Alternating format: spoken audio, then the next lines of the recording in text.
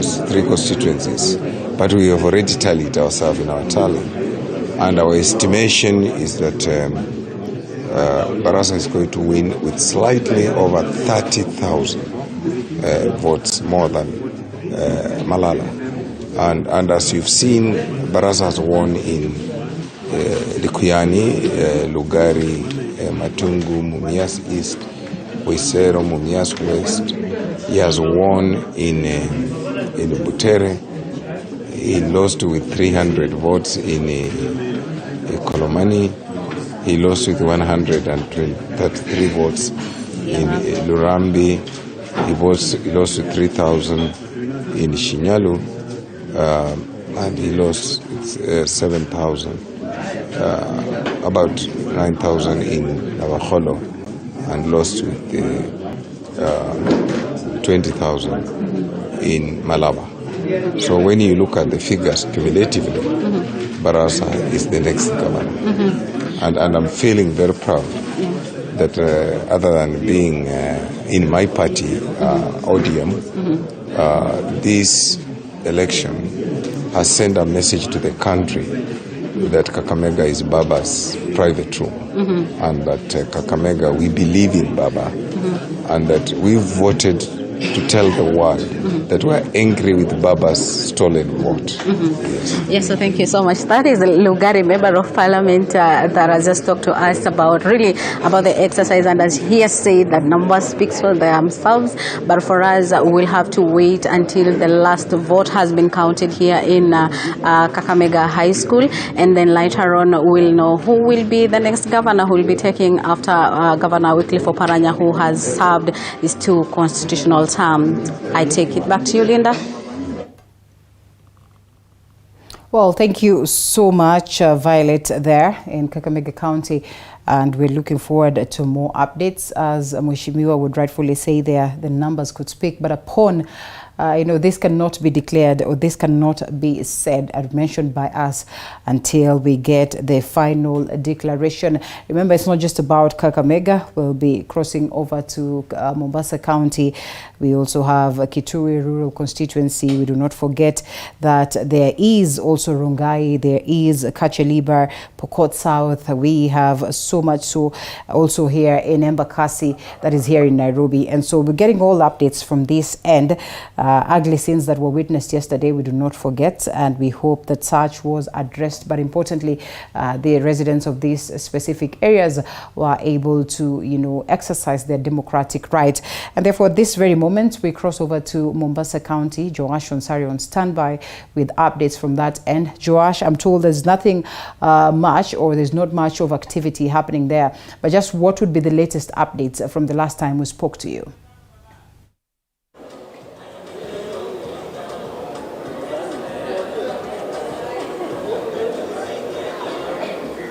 Thank you very much, Linda Alela. We are coming to you live from Mombasa County, famously known as 001, where we are giving you updates on what is happening as far as the gubernatorial race is concerned. IEBC cleared 7 candidates, and the exercise took place yesterday. The election started 6 a.m. to 5 p.m. The tallying also was done. And now we are at the Kenya School of Government, which is the county tallying center. Here it's where the winner will be announced anytime from now. And without much ado, I will be joined by one of the observers who've been looking into this exercise to tell us more. Karibu hapa, tell us your name, and you being an observer, how has it been? My name is Salma Hamid. I work with Haki Africa, and me being an observer, I can clearly say that this time, at least people from Mombasa, we've done better in terms of how we managed ourselves, in terms of how we conducted the exercise. As much as the voter turnout was very, very low, but it was so peaceful. I can also say that the level of preparedness by IEBC has been improved compared to what we experienced on 9th August. And then also looking at the security, they were really beefed up this time, and they were really also behaving, so it was tight security. And we want to commend the work of our community as well as the candidates who are also trying to mobilize their people to come out and vote. They did it in a way that no one had to hurt the other one, as much as there were words being thrown here and there, but then in the long run, people managed to achieve what they wanted to achieve. We saw there was a low voter turnout, maybe from the observation point of view. What might be the causes of this low voter turnout? I think this, let me call it a by-election, has made people to lose the psyche of coming out to do the voting. It has also made people not feel like it is mandated for them to come and vote, because people are so used to just one election in the country. And also looking at what is happening at the Supreme Court, people don't know the fate of it. So they're a bit confused. They don't know whether this might affect that decision or something like that. So I think that has largely been contributed to why people didn't want to come out and vote. We've seen observers coming into action, especially lately. Do you think the observer groups have played a role in ensuring there is free and fair elections? I can confidently say yes, we have, because we've started the civic education, as much as it wasn't for ample time, but the little time that we managed to do the civic education, we impacted the community to build resilience in terms of insecurity, to ensure also they understand and they know. Right now, people are not predicting who could be the winner. At some point, people thought it was Abdulswamad. At some point, people thought it's Sarai. But people decided to vote the person that they wanted to, without being forced, without even, have to be influenced. So I can say that our as observers, we've largely contributed to the outcome of this election. We've seen Haki Africa traversing various counties as far as elections and human rights are concerned. And in many times you'll find that when there is violence, women and children are the ones who are affected. You as Haki Africa, do you think the number of those who are affected when violence erupts have been reduced? Compared to 2013-2017, I can say this year the number has drastically reduced. We have less cases of women and youth or children being hurt or harmed in any way, as much as there are few incidences whereby youth engaging into criminal activities, but I can say the number has largely reduced compared to the previous years. We are just waiting for the results. Maybe what are we looking forward to? We are looking forward to the same peace being maintained by the community. Whoever the winner will be declared, let us accept and let us work together. Whether you are on the opponent side or the supporting side, let us come together and support the person who is going to lead this country forward, so that we can continue doing what we're supposed to do. Thank you very much for speaking to us on TV47. That is a representative from Haki Africa giving us updates on what they have observed on these elections, and to give our viewer the latest updates. Earlier on, we had mentioned that this county has got 6 constituencies, and we have the latest from Likoni constituency.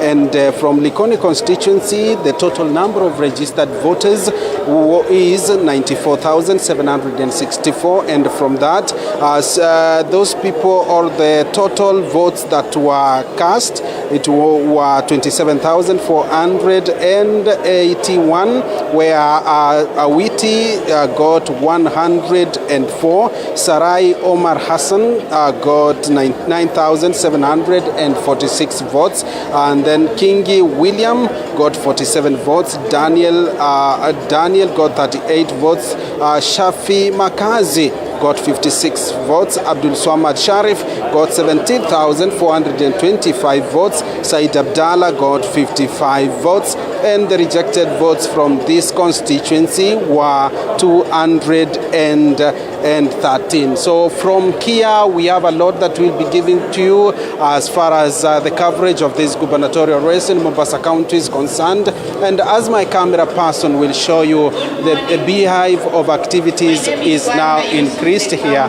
from this category. I will leave you with these updates from the officers from IEBC as far as this exercise is concerned. And my camera person, Brian Barasa, will be able to give you an update on what is happening. That is the Swala Yusuf who is reading the results. Kingi William Kazungu 186, Kitao Daniel Munga 59, Makazi Shafi Mwaganda 121, Nasir Abdulswamad Sharif 22,387, Omari Said Abdallah 64, total valid votes 44,664, rejected ballots 261. Thank you. So, Linda, that is what we have from, that is Kenya School of Government here in Mombasa County. The results are being read here at the County Tallying Center, and we are here keeping an eye on what is happening, and we'll be able to update our viewers in our subsequent bulletins on what is happening, and also the winner of the Mombasa gubernatorial race. From here in Mombasa County, my name is Joash Onsare. Back to you, Linda Alela, in our studios in Nairobi. Well, clear pictures from the constituency, the County Tallying Center of Mombasa, that is Kenya School of Government. Our very own Joash Onsari giving us updates as to what to expect on the gubernatorial poll that was, cast yesterday. And so we'll be looking forward to more updates from this very end. Thank you so much, Joash Onsari. And as of now, I guess it's time that I say kwaheri, not in totality, because we still have so much coming up your way. And we appreciate your feedback, immense feedback as to the previous conversation. And up until now, Elizabeth Mutuko will be taking it up from me in a bit. That is in the Swahili, or on the Swahili segment. And this right here on Kenya Decides. Make sure that you keep it right here. At around 11, I'm told, then is when we'll be crossing over to the Supreme Court for the pre-trial. So don't you go anywhere. My name is Linda Alela. Do have yourself a lovely day ahead as we look forward to these proceedings that are crucial as to the presidential vote. Do have yourself a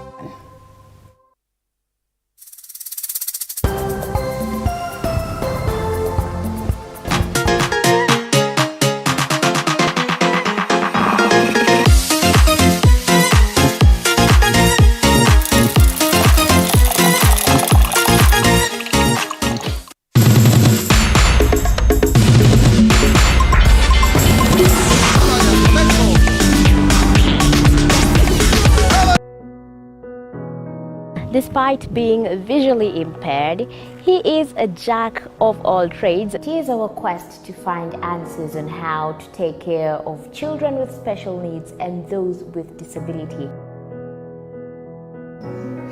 You do not need to see musical notes to understand music, but rather to have your soul feel the vibe.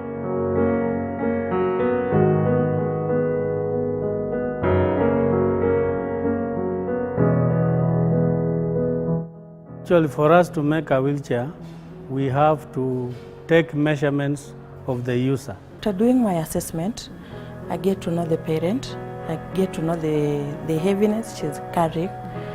Disability comes at different stages of life.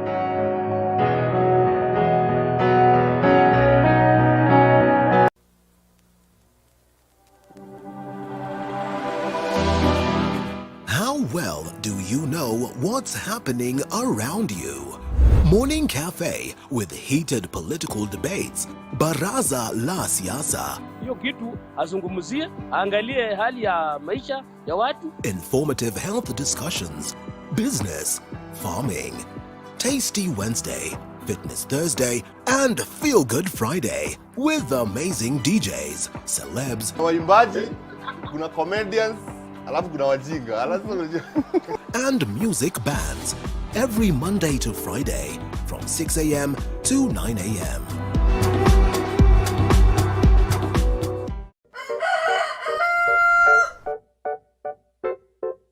The next set of millionaires are farmers. As we know, agriculture has been and still is the backbone of our economy. As we traverse the different counties to meet different farmers, we ensure to get the story of how they started farming and even how they continue to penetrate the market and overcome the challenges. Hapa, the reason why nilieka goose na si ducks.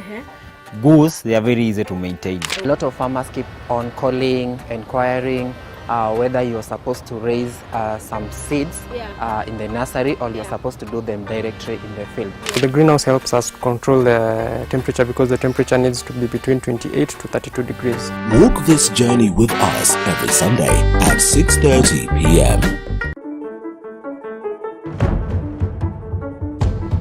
It's no secret, construction ain't cheap.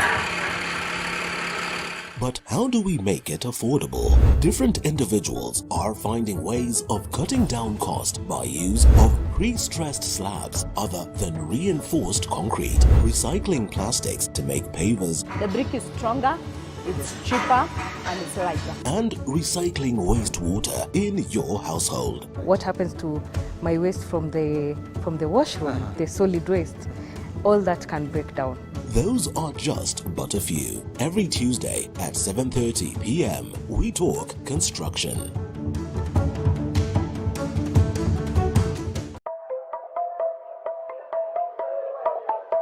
There's no alpha without an omega. There's no lead without any followers. No man is an island. We need each other. We need this conference. We say it, we do it, we act it. Kama una mpenzi wako, kila siku kama unavyosema, kila siku maishi mapenzi. We don't toe the line, we set the standard. We don't eat the grass, we lead the pack. As an alpha male, you're also a leader. Not to just women, friends and family, but to everyone else you've never met before. We are the beauty, the spice and the brains. The men's conference where men become alpha males. And you can catch us every Wednesday at 10 p.m.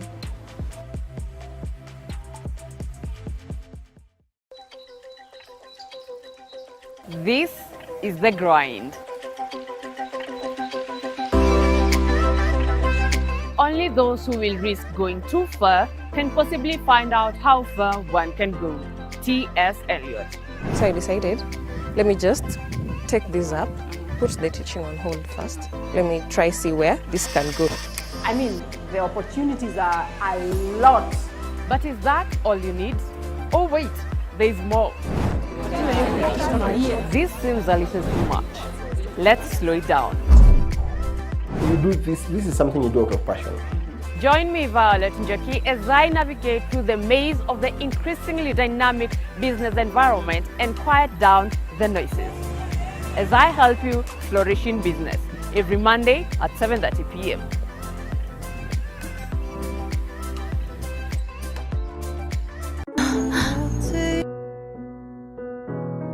Despite being visually impaired, he is a jack of all trades. It is our quest to find answers on how to take care of children with special needs and those with disability.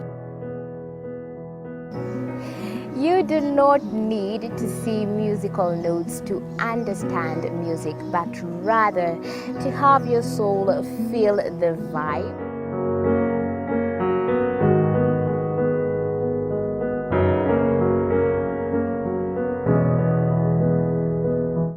Actually, for us to make a wheelchair, we have to take measurements of the user. After doing my assessment, I get to know the parent, I get to know the heaviness she's carrying.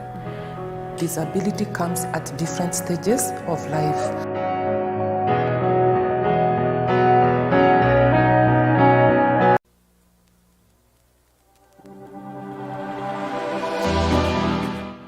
Well, do you know what's happening around you?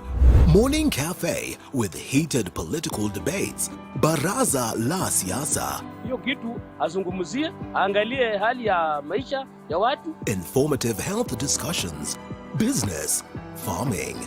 Tasty Wednesday, Fitness Thursday, and Feel Good Friday with amazing DJs, celebs, waimbaji, kuna comedians, alafu kuna wajinga. and music bands every Monday to Friday from 6 a.m. to 9 a.m.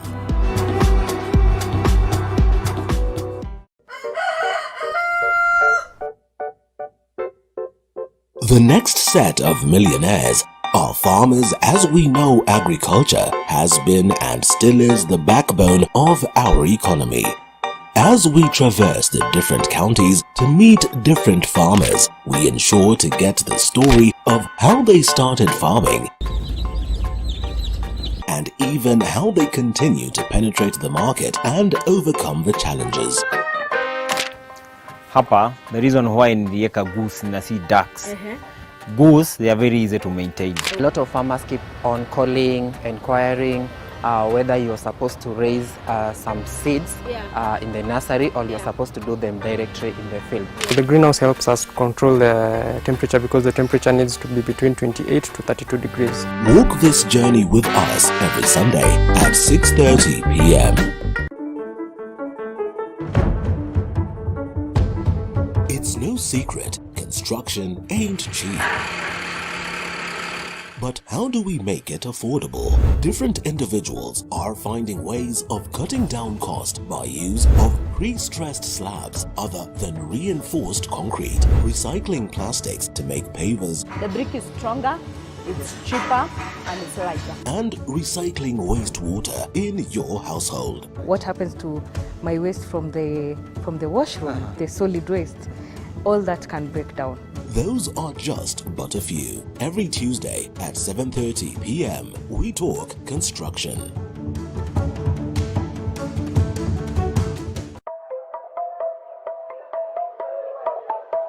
There's no alpha without an omega. There's no lead without any followers. No man is an island. We need each other. We need this conference. We say it, we do it, we act it. Kama una mpenzi wako, kila siku kama nilivyosema, kila siku.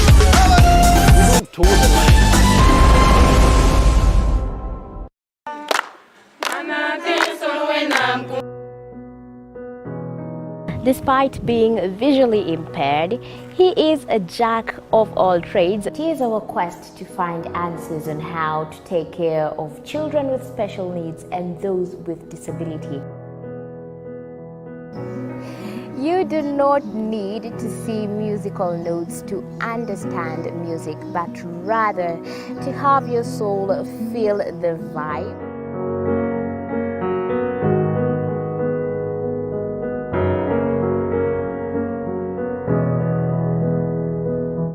Actually, for us to make a wheelchair, we have to take measurements of the user. After doing my assessment, I get to know the parent, I get to know the heaviness she's carrying. Disability comes at different stages of life.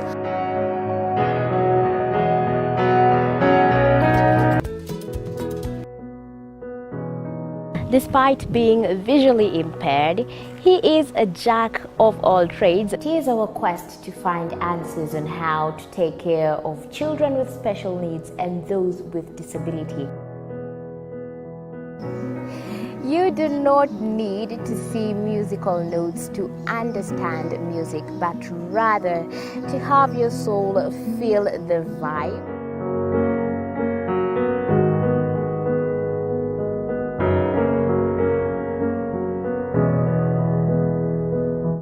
Actually, for us to make a wheelchair, we have to take measurements of the user. After doing my assessment, I get to know the parent, I get to know the heaviness she's carrying. Disability comes at different stages of life.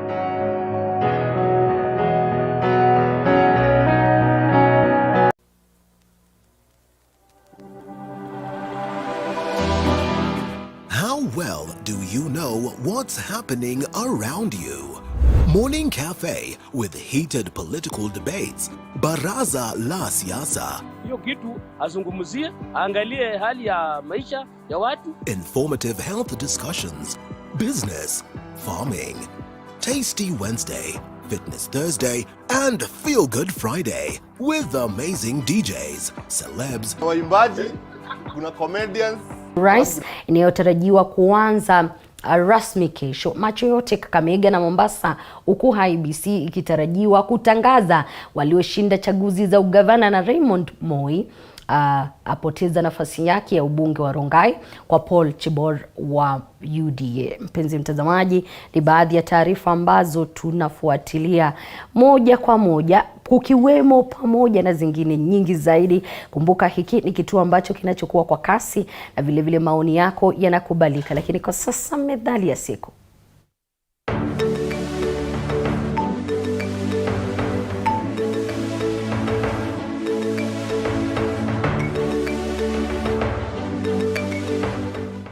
Methali ya leo, maiti haulizwi sanda. Maana yake, Mtu asiye na uwezo wa kujitoa shindani haulizwi atafute namna ya kujikomboa. Matumizi. Ni nasaha kwa mtu anayemtaka asiyeweza kujifaa ajifae badala ya kumsaidia. Methali yenye maana sawa na mgonjwa haulizwi dawa.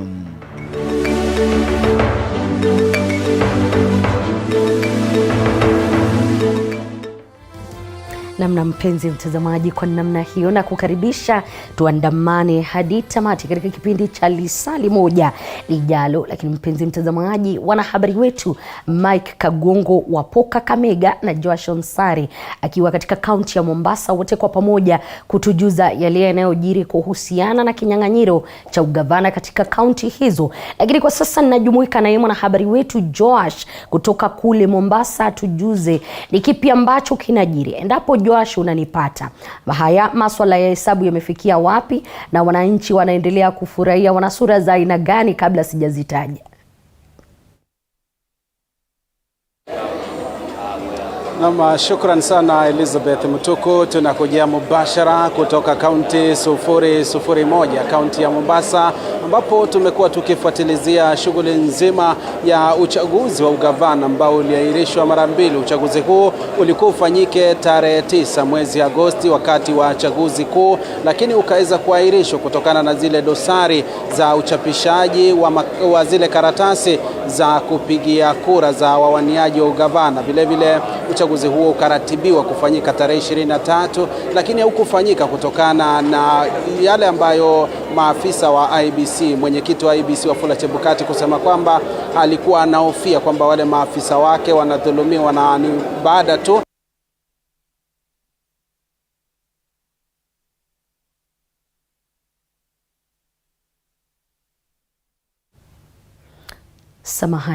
ya Mombasa zimeanza kushika kasi. Hivi sasa tuko kwenye kituo kikuu cha kaunti cha kuhesabia na kuhakiki zile takwimu ambazo zinatoka kwenye maeneo bunge 6 ya kaunti hii ya Mombasa. Na kwa faida yako mtazamaji, hivi sasa tukiwa katika kituo hiki, mnasa picha wangu Brian Barasa anavyokueleza hivi sasa akikuonesha picha hizi za moja kwa moja, ni kwamba maafisa wa tume ya IEBC wamekaa kitako ili kuhakiki na kuweza kuangalia zile takwimu, kuona ni vipi takwimu hizo zinahakikiwa ili kuweza kumtangaza mshindi wa nafasi ya ugavana wa kaunti hii ya Mombasa. Na ikumbuke kwamba wadhifa huu unapiganiwa ama unang'ang'aniwa kutokana na ule nafasi ya gavana wa sasa ambaye anaondoka, Ali Hassan Joho. Amemaliza miula yake miwili ya miaka 10, kwa sababu kikatiba gavana hafai kuhudumu zaidi ya miaka 10, na ndiposa shughuli hiyo ikaweza kuwavutia wagombeaji 7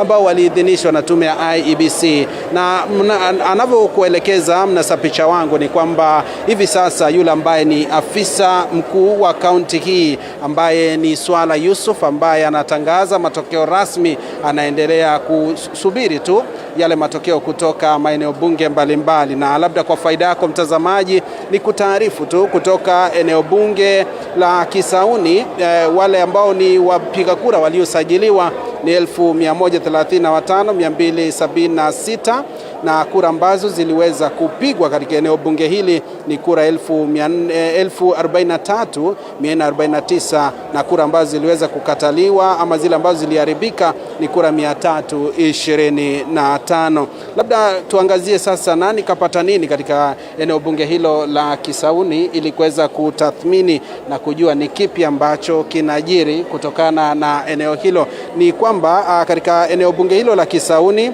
Hezron Awiti Bolo aliweza kupata kura 170, Hassan Omar Sarai wa chama cha UDA akapata kura 20,750, William Kingi ambaye alitumia chama cha PA akajisolea kura 241. Daniel Munga Kitao akapata kura 183, na mtazamaji, Daniel Munga Kitao alikuwa mwaniaji huru.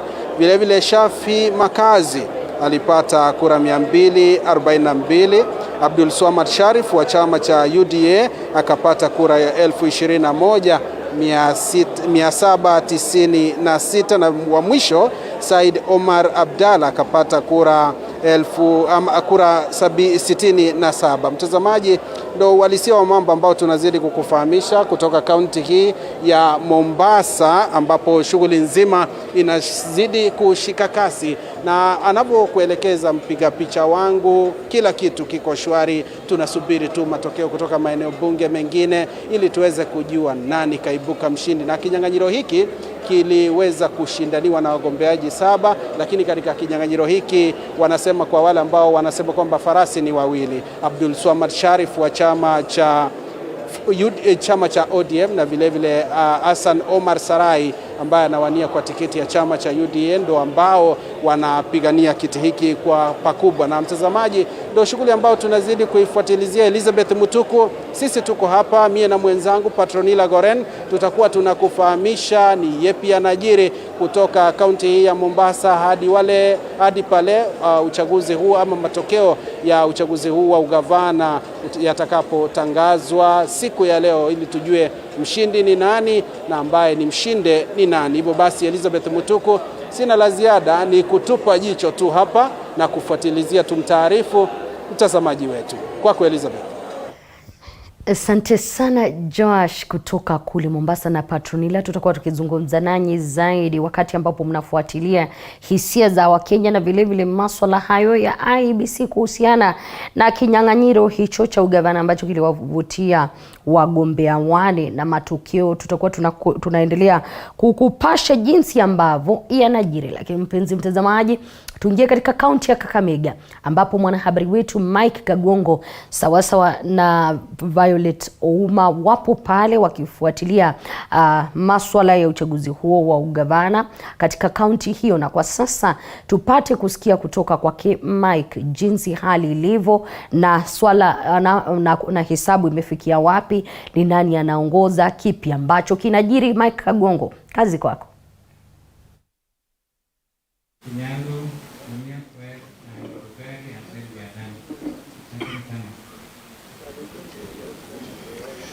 Naam, asante sana Liz Muteko, bila shaka tukupata katika njia shwari sana katika kaunti hii ya Kakamega. Tunakujia moja kwa moja kutoka katika shule ya upili ya Kakamega ya wavulana ya Kakamega, ambako ni kituo kamili cha kujumuisha kura za kaunti nzima hii ya Kakamega, na ambayo ina jumla ya maeneo bunge 12. Unavyoona kwa sasa bwana Joseph alikuwa akiyatangaza matokeo ya maeneo bunge mawili ambayo ni maeneo bunge ya Malava pamoja na Butere, japo kwa sasa nadadisi kwamba yamesalia maeneo bunge 3 takriban ambayo yatakuwa yanatangazwa kabla ya mida ya saa 4 asubuhi. Yatufahamishe ni yepi ambayo yatakuwa yamejiri kabla ya yote kuingia ya kaunti nzima ya Kakamega. Hadi kufikia sasa mwenzangu Liz Mutuku, ni kwamba katika eneo bunge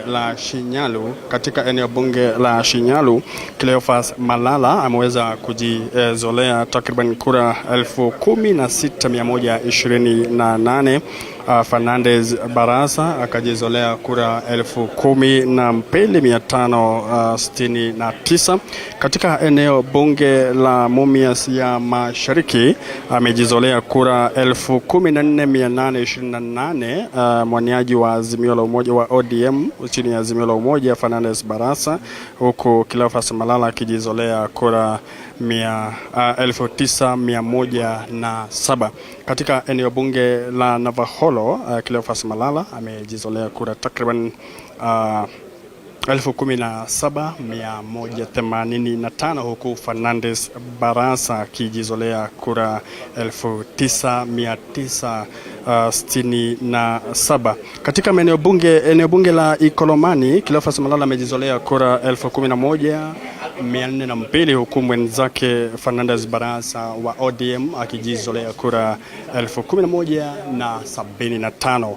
Eneo bunge la Matungu ambalo ni eneo bunge lake Fernandez Barasa amejizolea kura 25,077, Cleophas Malala akijizolea kura 11,300 44. Katika eneo bunge la Lurambi 19863 ndizo ambazo ameibuka nazo Cleophas Malala, huku 19712 akisonga nazo mwaniaji wa ODM Fernandez Baraza. Kwa hiyo hadi kufikia sasa yamesalia takriban maeneo bunge matatu alivyosema msimamizi wa kaunti hii ya Kakamega, na kufikia mida ya saa 4:30 hivi basi atakuwa anakamilisha kusema nasi ama kuyatangaza matokeo rasmi ya maeneo bunge yote 12. Kwa hiyo tumeketi hapa na tutakuwa tunafuatilia moja kwa moja, ila hadi kufikia sasa jinsi ambavyo hali ya anga inavyokwenda, ukiangalia upepo unapotoka eneo la kusini kuelekea kaskazini, ina maana kwamba Fernandez Barasa anazidi kuongoza kwa wingi wa kura kutoka maeneo mbalimbali. Ndio maana hata hapa ukiangalia nyuso ambazo ziko hapa nyingi ni za mrengo wa Azimio la Umoja, ambao wamekuja hapa kuhakikisha kwamba wanasimama na mmoja wao ambaye ni Fernandez Barasa. Na hadi kufikia hapo niko na mbunge wa Saboti hapa ambaye ni Caleb Amisi, ambaye alikuwa tuseme naye atufahamishe labda ni kwa nini amekuja hapa kabla ya kura hizi kuweza kutangazwa. Tujuze Caleb Amisi, atufahamishe umekuja hapa asubuhi ya leo. Naomba tuangalie kamera. Kwa nini umekuja leo licha kwamba matangazo bado hayajatangazwa sasa hivi? Tumekuwa katika hali ya kuangalia kura za Mheshimiwa Baraza. Tumetoka kule Lugari, tumetoka kule Malava, tumekuwa Shinyalu na tumekuwa pia Butere. So usiku yote tumekuwa tukizunguka tukiangalia vituo zote. Ndio maana sasa tumemaliza vituo zote zimeletwa hapa, ndio tumerejea hapa sasa kituo kuu ya kuhesabia kura zote za kaunti ndio tuweze kujua, lakini idadi yetu yaonyesha tayari tunaongoza kwa zaidi ya kura 35,000. So tayari tuko mbele, tumefanya idadi, tumekuja tu kungojea matokeo rasmi ya IEBC, lakini tuko na matokeo tayari. Mheshimiwa Baraza ndio governor elect na tunataka pia tumalize ndio tuende kwa sherehe. Asante. Wewe ni mmoja wa maagenti ambao walikuwa wanasimamia gavana labda mtarajiwa ama mwaniaji Fernandez Baraza. Shughuli hii iliendezwa namna gani hapo jana? Ilikuwa ya wazi kwa mujibu wa fikra zako? Shughuli ilikuwa wazi sana, isipokuwa kwamba kujitokeza kwa voters ilikuwa hafifu sana. Tulikuwa na idadi ndogo sana ya wapigaji kura. It was a lot of vote apathy. Watu walikuwa wametoka kwa uchaguzi mkuu na wamechoka. So kwa hivyo watu hawajitokeza kwa wingi, lakini wakarudi Nairobi. Tumekuwa pia surprise kwa sababu hatukuwa tunategemea watakuwa wengi hivi. Wamejitokeza wengi hata zaidi kwa sababu wanaonea kwamba hii ni ushindi ambao inafaa tumpe Raila Odinga. Hii ni ushindi ambao inafaa tupe Azimio kwa sababu ya ile kesi ambayo iko katika mahakama. So wameonyesha support kwa kesi. Hii ni kama kuonyesha support kwa kesi ya mahakama, na watu wamepiga kura wakisema tunapigia Raila. Hata wapigii Fernandez, wanasema tunapigia Raila Odinga. Asante. Asante sana. Shukrani za dhati. Huyo ni Liz, huyo ni Caleb Amisi, bila shaka akiwa anazungumza kwa niaba ya wale ambao walikuwa wakichunga kura za muungano wa Azimio la Umoja hapo jana.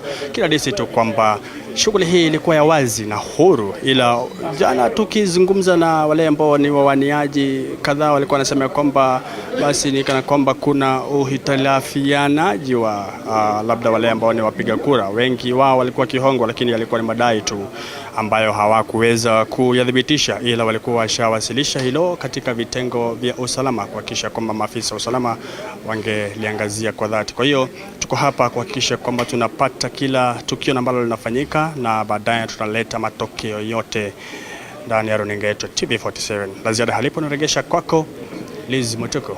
Mie ni Mike Kagwongo. Asante sana Mike kutoka huko. Tumepata kusikia kutoka kwake kwa kina zaidi kuhusiana na yale yanaendelea kule kuhesabu kura kukiwa kunaendelea, na wale ambao wanaongoza katika hicho kinyang'anyiro cha karibu ni pamoja na Fernandez Barasa wa ODM na yule wa UDA ambaye ni Cleophas Malala, hao wawili wakionekana kukua pale katika mstari wa mbele, lakini baadaye tume ya IEBC itakuwa ikitueleza ni nani mshindi. Tutakuwa papa hapa kuhakikisha kwamba unapokea hayo na mengine mengi, lakini kwa sasa tufululize hadi kaunti ya West Pokot, lakini tuingie katika Pokot Kusini, eneo bunge lile ambapo mwanahabari wetu Isaac Famba amekita kambi apate kutueleza kinyang'anyiro cha ubunge kimekwenda namna gani. Awali nilipoangalia katika matukio ambayo yalikuwa katika runinga yetu ni kwamba yule mwaniaji wa chama cha KUP ama KUP ambaye ni David Kosing ambaye ni mbunge katika eneo hilo alikuwa anaongoza. Hilipo namna hiyo ama limebadilika, Isaac?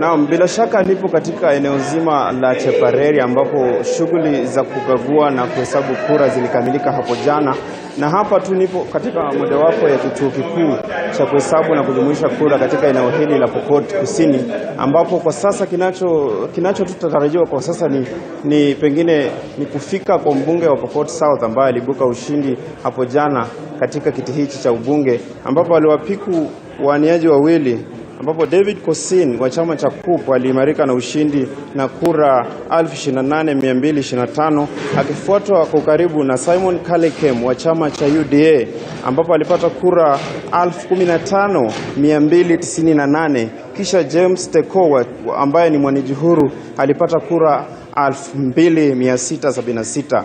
Ikumbuke tu katika eneo bunge la Kacheliba mambo yalikamilika hapo jana, na Titus Lote aliibuka na ushindi kwa kura 20,073, huku Mark Lumnokol wa chama cha UDA akiwa kwa karibu na kura 17,963, kisha John Lodinyo wa chama cha KANU akiwa na kura 1,446.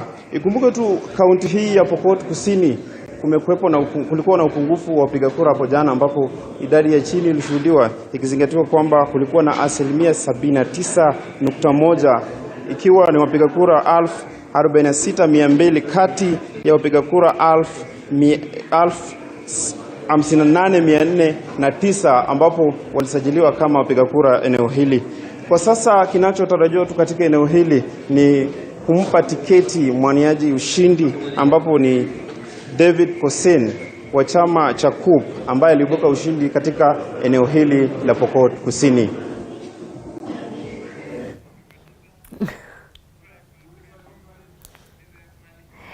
Endapo unalipata Famba, utueleze kidogo hili zoezi la kuweza kukabidhiwa cheti kile na kutangazwa rasmi ambaye ni mshindi katika eneo bunge hilo la Pokot Kusini linatarajiwa kama saa ngapi hivi, na vile vile utueleze wananchi wanalichukulia jambo hili kwa namna gani, wamefurahia, sura zao zipo namna gani?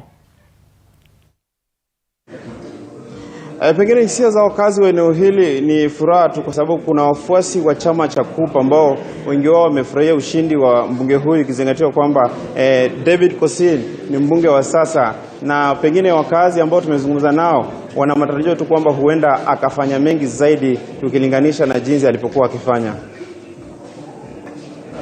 Tutakuwa tukisikia baadaye kutoka kwako uko Pokot Kusini, eneo bunge hilo, na vile vile taarifa zingine kuhusiana na hilo baadaye. Lakini kwa sasa asante sana.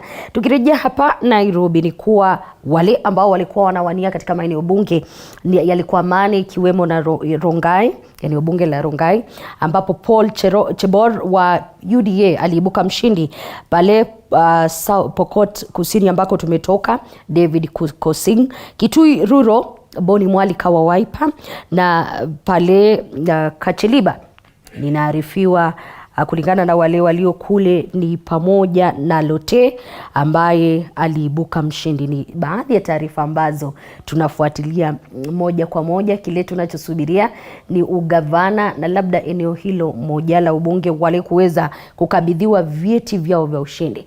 Na chini ya lisali moja lijalo, majaji katika mahakama ya upeo wataandaa kikao cha kutoa mwelekeo wa kusikilizwa kwa kesi ya kupinga matokeo ya uchaguzi wa rais. Hii itakuwa ni mara ya kwanza kwa Jaji Mkuu Martha Koome na Jaji William Ouko kusikiza ombi la aina hii. Saa 5 asubuhi siku ya Jumanne, majaji katika mahakama kuu wataendesha majaribio huku wakijitayarisha kuanza kusikiza ombi lililowasilishwa na muungano wa Azimio One Kenya unaopinga kutangazwa kwa naibu rais William Ruto kama rais wa 5. From Monday 22nd of August this year, the petitioners filed a total of 9 petitions. By Saturday, last Saturday, 27th of August, all the respondents had put in their responses, and as at yesterday evening, we had the petitioners again file all their rejoinders. So all the filings have been done. Kinyume na kama ilivyo ada ya ombi la aina hii kusikizwa katika majengo ya mahakama ya upeo, kesi hii itafanyika katika mahakama ya Milimani kutokana na nafasi ndogo iliyo katika majengo ya mahakama ya upeo. Kesi mbili zilizopinga kura za urais katika mwaka wa 2013 na 2017 zilifanyika katika majengo ya mahakama kuu. So we are going to have the hearings happen here at the Milimani Ceremonial Hall. All the 7 judges are expected to participate. Remember, in the last season, we only had 6 judges participating. This time round, we expect all of them to be present. We have some observers, judges from the Commonwealth countries, led by the retired Chief Justice of Tanzania, Honorable Mohamed Othman, among other judges who will be joining us. We also have had quite a number of interlocutory applications that have been filed by different parties. There are those who are asking to strike out the petitions. There are some who are seeking to be included as interested parties. There are those who want to be included as amicus curiae or friends of the court. There are some who are seeking different orders relating to the scrutiny of the votes.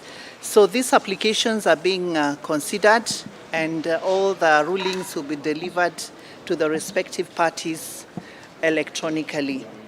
Kila upande utapewa nafasi ya mawakili 4 watakaokuwa ndani ya mahakama ombi hilo litakapokuwa likisikizwa. Hii ni kutokana na nafasi, na hivyo Wakenya wameelezwa wafuatilie yatakayojiri kotini kupitia vyombo vya habari. Obviously not everybody will be allowed to come in. You saw that the parties have large teams, but the numbers will have to be restricted because the space cannot accommodate everybody. We will also be allowing the parties to come in. The parties that will include the petitioners, the respondents, those who want to be present will be present. For those who are not able to fit in, we have provided for extra space where you can just sit and follow through the screens. Kusikizwa kwa ombi hilo kutaanza rasmi siku ya Jumatano. Itakuwa ni mara ya kwanza kwa Jaji Mkuu Martha Koome na Jaji William Ouko kusikiza ombi la aina hii. Uamuzi kuhusu ombi hilo unatarajiwa kufanyika siku ya Jumatatu wiki ijayo. Sharon Baranga, TV 47. Asante sana Sharon kwa taarifa hiyo. Na mpenzi mtazamaji, wanahabari wetu wamekita kambi katika mahakama ile ya upeo ili kuweza kutujuza mengi, na tutakuwa tukisikia dakika kidogo zijazo. Na azimio kama alivyoeleza Sharon ni kwamba wapo zaidi ya mawakili 40 huku Kenya Kwanza wakiwa na zaidi ya mawakili 50, lakini wale watakao ruhusiwa kuwepo ndani ya mahakama ni mawakili 4 tu, maana nafasi kulingana na msajili wa mahakama ni kuwa ni finyu tu na haiwezi kuwabeba wote, lakini wana uwezo wa kuweza kufuatilia na vile vile hati kiapo kutoka kwa wale waliotajwa kwenye kesi hii na wale wengine walio na ushahidi mbalimbali, wote wameweza kuwasilisha hati kiapo zao, na tutakuwa tukiangalia dakika zijazo. Lakini turejee katika masuala ya uchaguzi, na ni kwa Raymond Kipruto Moi amepoteza nafasi ya ubunge wa eneo bunge la Rongai kwa Paul Chebor almaarufu namba wa chama cha UDA. Kinyang'anyiro ni mamba wa chama cha UDA kunradhi. Kinyang'anyiro hicho kilionekana kama kinyang'anyiro cha umaarufu kati ya familia ya Moi na rais mteule William Samoei Ruto kwa ushindi wa UDA katika eneo bunge la Rongai. Rais mteule ameonyesha kudhibiti eneo lenye kura nyingi za bonde la ufa. Kati ya wapiga kura waliosajiliwa 81,625, Chebor wa chama cha UDA alipata kura 27,021, huku Raymond Moi wa chama cha KANU akipata kura 14,725, na kama anavyotuarifu mwana Luka Kigen akiwa amepata kura 5,500 kunradhi na 95. Kumbuka Luka Kigen ni wa chama cha CCM. Kutoka mbali tuavyo tangu nominations, tulirudia kura ya nomination mara 2, tena hii imearishwa mara 3. Kwa hivyo nataka kusema ya kwamba tuko na ushindi siku ya leo kama UDA na kama watu ya Rongai. Nataka kushukuru watu wote wale walipigia kura, hata wale hawakunipigia kwa sababu tu was a healthy competition. Nawashukuru sana. Mungu awabariki. Basi sasa tuanze kazi, kusaidia wananchi na kusaidia watu ya Rongai. Na nataka kushukuru sana my party leader,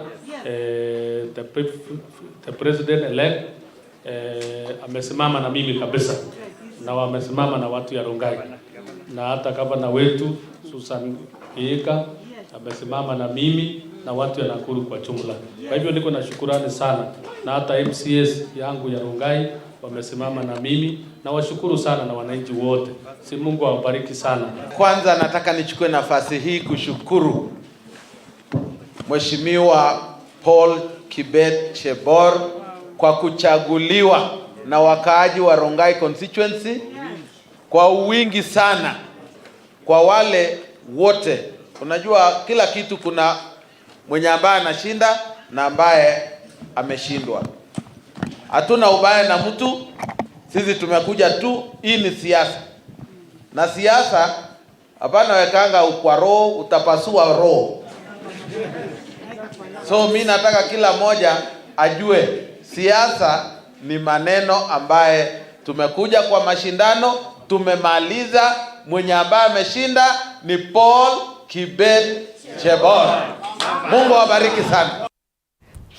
Bila shaka hicho kilikuwa kinyang'anyiro na ubabe katika eneo bunge hilo la Rongai, ambapo Moi amekuwa akishikilia kwa muda, lakini kwa sasa kimeendea ama kiti hicho kimewaendea wana UDA. Lakini tukiingia pale eneo bunge la eneo la Ukambani kunradhi, ni kwa David Mwali Kamboni kupitia chama cha Wiper ndiye mshindi wa nafasi ya ubunge eneo bunge la Kituiruro katika uchaguzi uliokamilika jana, baada ya kujizolea takriban kura 19,775 licha ya upinzani mkali kutoka kwa Charles Mutisia Nyamai wa UDA aliyepata kura 10,168. Akizungumza baada ya kutangaza matokeo hayo, afisa mkuu wa IEBC eneo bunge la Kituiruro Winfred Ndoti amesema kuwa zoezi hilo liliendelea vizuri licha ya idadi ndogo ya wapiga kura iliyojitokeza, asilimia yenyewe ikiwa ni 54. Mheshimiwa Irene Kasalu, Mheshimiwa Senator wetu Dio, and of course I will not forget Mheshimiwa Makali Mulu. Makali is my childhood friend. And then we have Mheshimiwa Itute, who was injured yesterday in the course of duty, trying to raise this. And I would like to also thank sincerely His Excellency Philip Kalonzo Musyoka who organized and ordered all the members of parliament to be with me and support me to win this seat.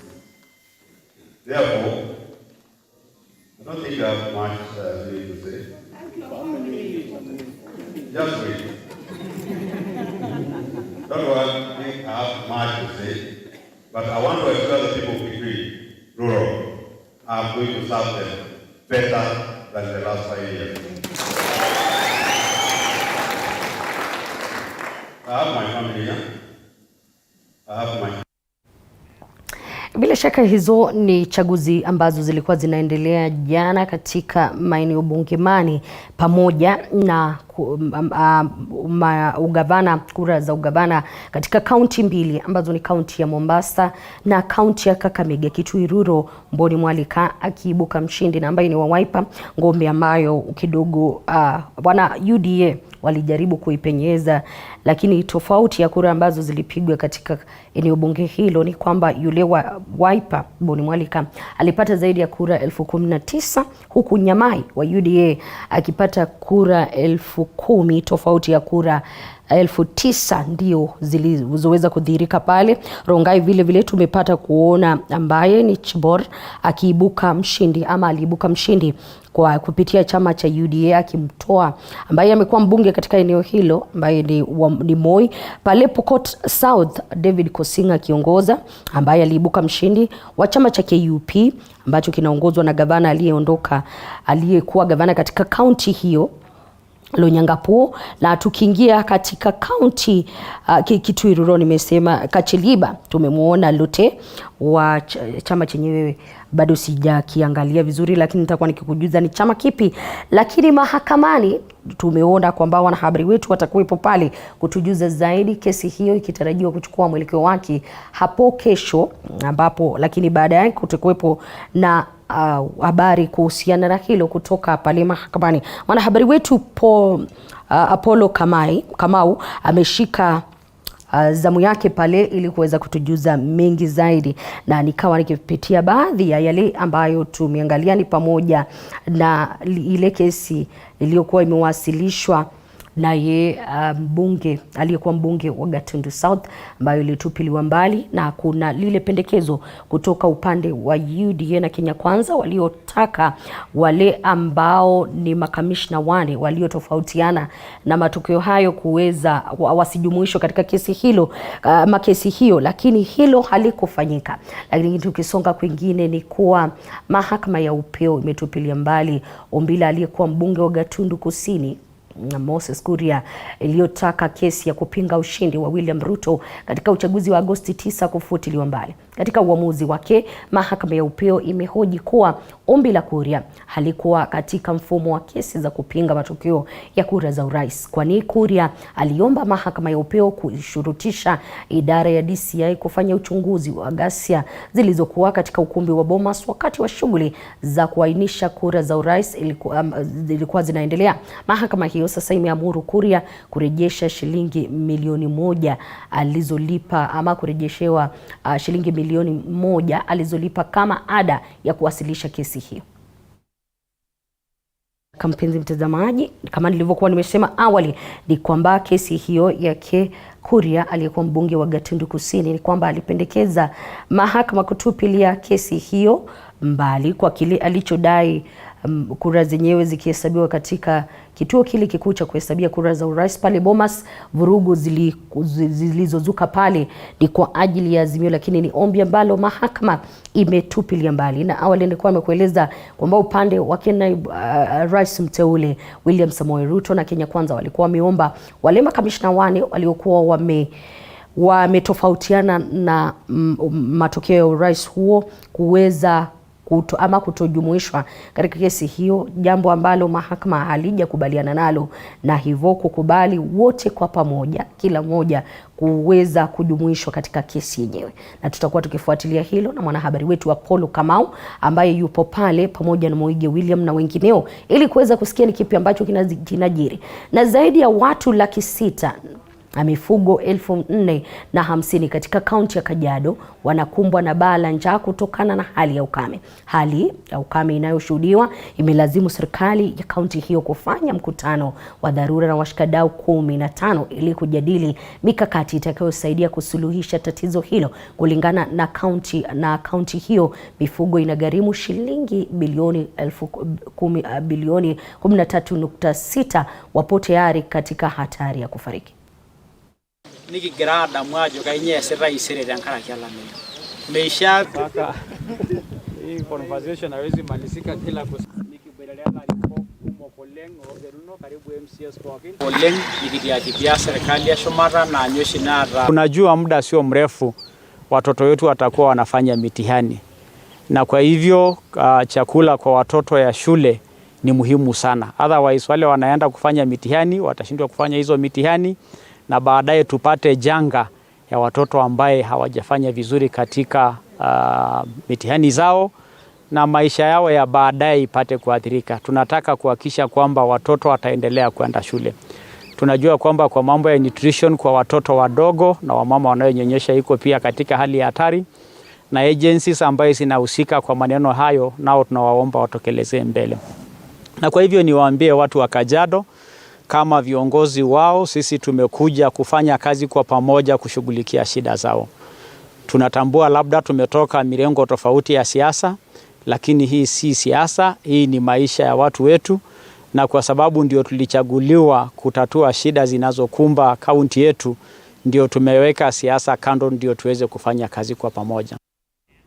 Na mpenzi mtazamaji, tukiachana na hayo ya ukame, tunarejea hapa jijini Nairobi na tuingie katika mahakama ya upeo pale Milimani, ambapo kesi ya uchaguzi ya kupinga matokeo ya uchaguzi itakuwa ikisikilizwa kutoka pale. Na hizo mpenzi mtazamaji ni picha za moja kwa moja kutoka mahakama hiyo ya upeo, ambapo wale majaji 7 watakuwa wakisikiza ombi la kupinga matokeo hayo ya uchaguzi na ya urais kama yalivyowasilishwa naye mgombea wa Azimio One Kenya Raila Odinga pamoja na mgombea mwenza wake Martha Karua. Na kama nilivyokuarifu awali ni kwamba mahakama hiyo ilitupilia mbali kesi yake Moses Kuria ambaye ni mbunge wa Gatundu, alikuwa mbunge wa Gatundu South. Alikuwa ameomba mahakama kutosikiza kesi hiyo kwa kile alichodai kuhusiana na ghasia ambazo zilizuka katika kituo kile kikuu cha kuhainisha na kuhesabia kura cha Bomas, ombi ambalo mahakama imetupilia mbali kwa kile ambacho inadai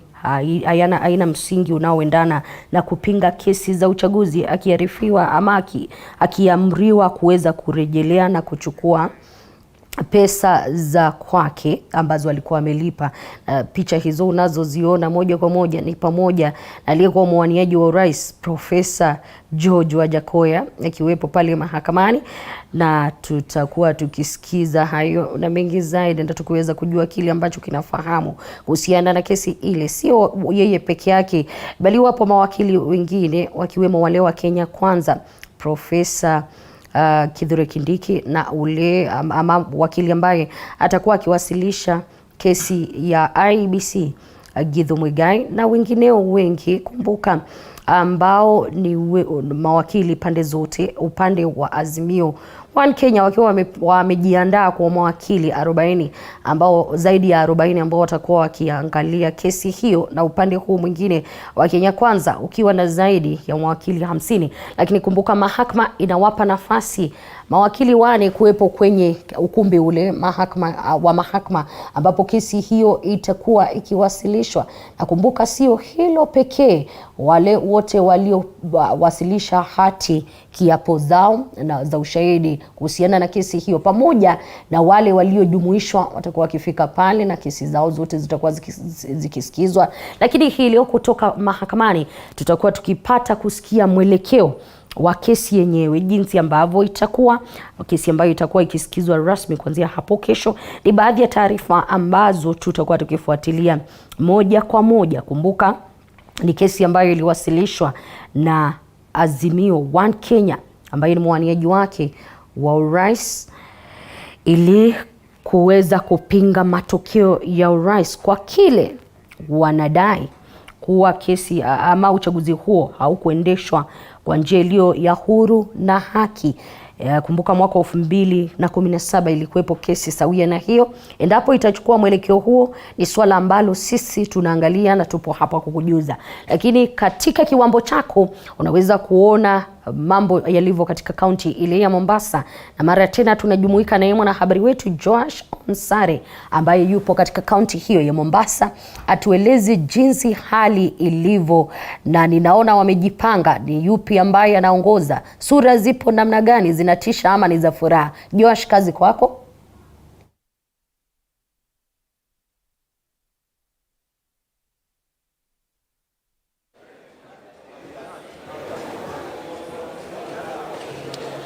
Asante sana Elizabeth Mutuku. Sisi tuko kwenye kaunti ya Mombasa ambapo tunazidi kufuatilizia shughuli nzima ya uchaguzi wa ugavana ambao ulifanyika siku ya jana. Hii leo tuko kwenye ukumbi wa Kenya School of Government ambao hivi sasa unavyoona kwenye kamera yako, hivi sasa ukumbi huo umeanza kufurika furi kwa shughuli nzima ya kutangazwa kwa mshindi wa kinyang'anyiro hiki cha ugavana wa kaunti ya Mombasa.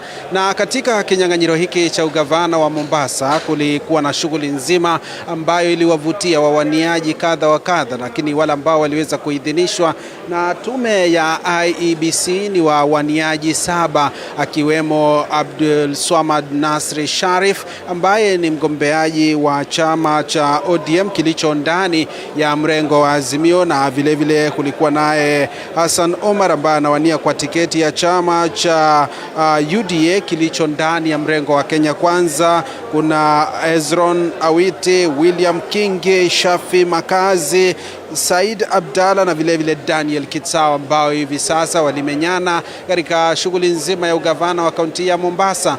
Na kutoka hivi sasa wakati wowote yule ambaye ni afisa msimamizi wa kituo hiki cha kaunti ya Mombasa ambaye ni Salma Yusuf atakuwa anatangaza nani mshindi, nani kaibuka mshindi katika kinyang'anyiro hiki, nani kapata kura ngapi, na atakuwa anaongoza kaunti hii kwa miaka mingine 5. Na ikumbuke kwamba kinyang'anyiro hiki kiliwavutia wagombeaji hao 7. Hii ni baada ya muhula wake ambaye ni gavana anayeondoka Ali Hassan Joho, ambaye mara nyingi wengi wanamuita 001, ambaye ni kutoka kaunti ya Mombasa. Amemaliza muhula wake wa miaka 10 kikatiba na atakuwa anampokeza usukani yule ambaye ataweza kutangazwa. Na mtazamaji, kwa faida yako, hii ni sauti kutoka kaunti ya Mombasa, ukiendelea vile vile kupata picha ambazo zinaoana na matukio na vile vile matokeo ambayo yanajiri kutoka kaunti hii ya Mombasa. Na hivi sasa nataka nikupeleke hatua kwa hatua, nikueleze kutoka kaunti katika kaunti hii, katika kinyang'anyiro hiki ni kaunti ambayo iko na maeneo bunge 6, na nitakuwa nakupa takwimu kutoka maeneo bunge hayo.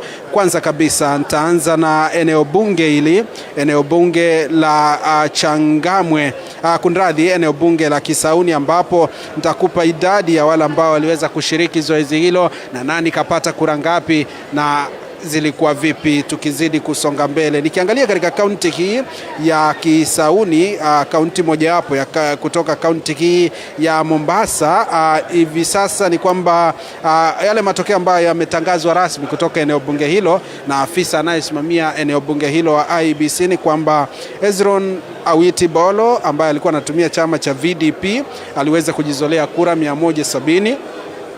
Hassan Omar Sarai ambaye alikuwa anatumia chama cha UDA akajizolea kura 20,750. William Kingi ambaye ni naibu gavana anayeondoka katika kaunti ya Mombasa alijizolea kura 241. Daniel Munga Kitsao ambaye alikuwa mwaniaji huru alijizolea kura zake hapo, kura 183. Shafi Makazi ambaye pia alikuwa mwaniaji aliweza kujizolea kura 242. Abdul Swamad Sharif Nasri ambaye anatumia chama cha ODM akajizolea kura nyingi kutoka eneo bunge hili la Kisauni kwa kupata kura 21,796. na Said Omar Abdalla akaweza kujizolea kura 67. Tukiendelea kwenye eneo bunge lingine, tuingie kwenye eneo bunge la Nyali anakotoka yule ambaye ni mbunge wa sasa Mohamed Ali. Aliteuliwa kwa mara ya pili katika kile chama cha UDA. Kura ambazo ziliweza kupigwa katika kituo hicho ni kura 44,664, zilizokataliwa ni kura 261, na tukiangalia wale ambao walikuwa wanawania nafasi hii ya ugavana katika eneo bunge hilo, Abdul Swamad Sharif Nasri aliweza kujizolea kura 22,387. Hassan Omar ambaye ni wa chama cha UDA akajipatia kura 21,580. Wameachana na takriban kura 800-900 hivi katika nafasi hiyo, na vile vile Ezron Awiti ambaye pia alikuwa mwaniaji akajizolea kura 267. William Kingi vile vile aliweza kujizolea kura 186. Daniel Munga Kitao akajizolea kura 59.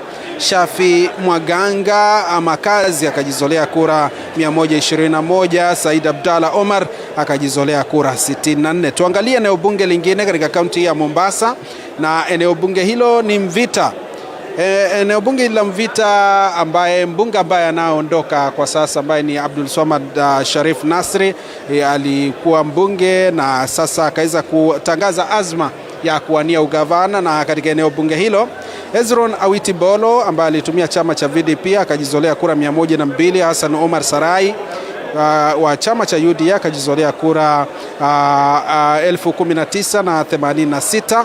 William Kingi ambaye alitumia tiketi ya chama cha PA akajizolea kura 84. Daniel Munga Kitao akajizolea kura 61. Shafi Makazi Mwaganda akajizolea kura 82. Abdul Swamad Sharif Nasri ambaye ni mbunge anayeondoka kwenye eneo bunge hili ambaye sasa ambaye aliwania ugavana ambaye anafahamika kama Abdul Swamad Sharif Nasri aliweza kujizolea kura 24,106. Na wa mwisho hapa Said Omar Abdalla ambaye alitumia chama cha usawa kwa wote, chama ambacho ni kinara wake ni gavana ama aliyekuwa gavana wa kaunti ya Murang'a Mwangi wa Iria, aliweza kujizolea kura 49. Tuangalie eneo bunge lingine.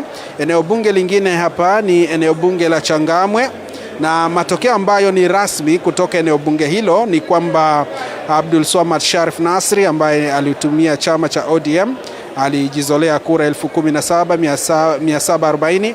Hassan Omar wa UDA kura 15,895. Awiti Bolo ambaye pia aliweza kujitosa kwenye kinyang'anyiro hiki akajizolea kura 105. William Kingi ambaye ni naibu gavana anayeondoka kwenye kaunti ya Mombasa akajizolea kura 63. Shafi Makazi Mwaganda akajizolea kura 74. Said Abdalla akajizolea kura 47, naye Daniel Kitao akajizolea kura 21. Na mtazamaji, tukiendelea kwenye eneo bunge lingine kwenye kaunti ya Mombasa ni eneo bunge la Jomvu, ambapo matokeo rasmi ambayo yalitangazwa kutoka kituo hicho ni kwamba wale ambao ni wapiga kura ambao wamesajiliwa na tume ya IEBC kulingana na sajili ya mwaka 2022 ni kwamba ni 75,085 na zile kura ambazo ziliweza kupigwa katika eneo bunge hilo ni kura 27,039. Zile ambazo zilikataliwa ni kura 272. Abdul Swamad Sharif wa chama cha ODM alijizolea kura 15,629. Hassan Omar Sarai wa chama cha UDA akajizolea kura 11,038.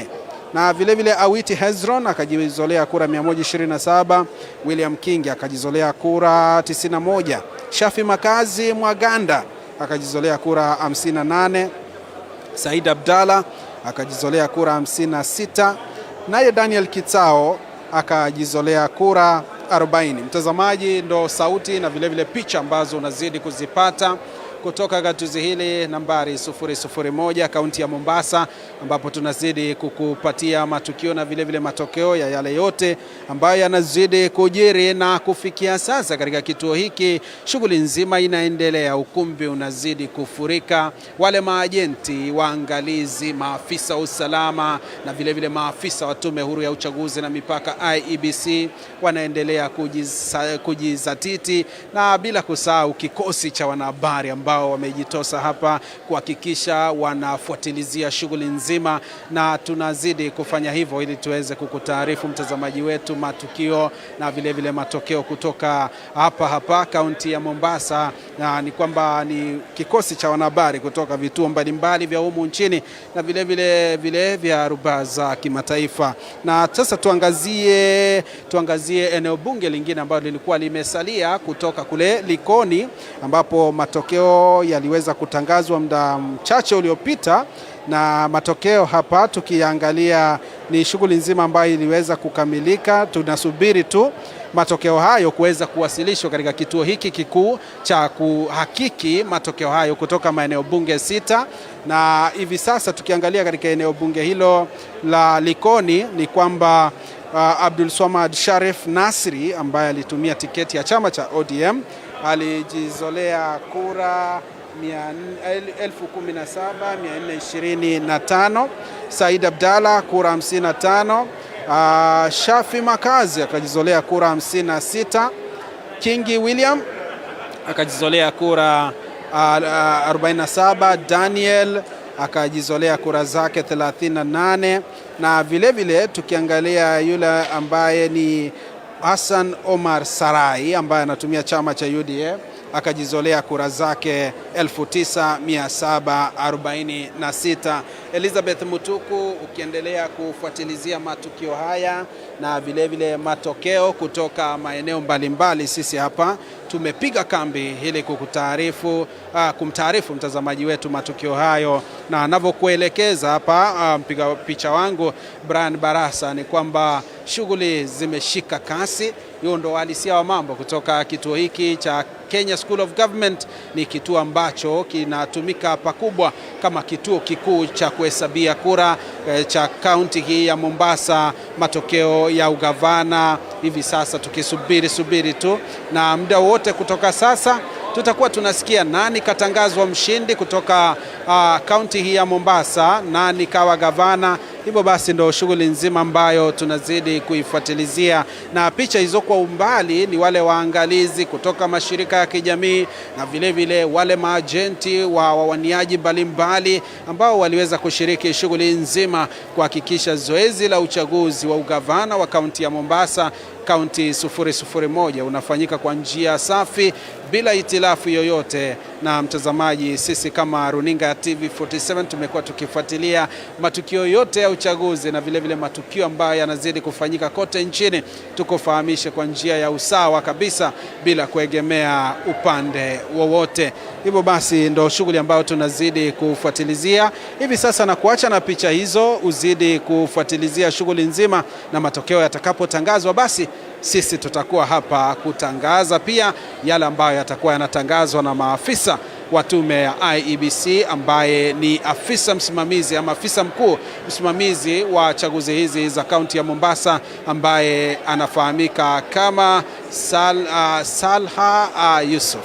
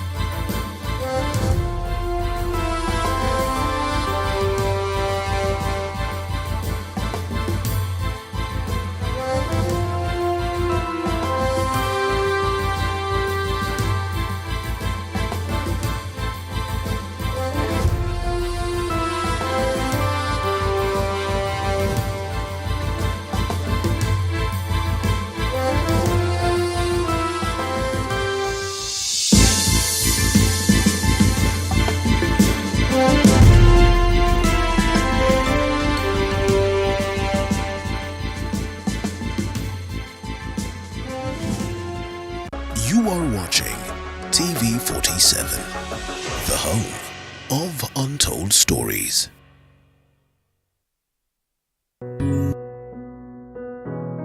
Despite being visually impaired, he is a jack of all trades. It is our quest to find answers on how to take care of children with special needs and those with disability. You do not need to see musical notes to understand music, but rather to have your soul feel the vibe.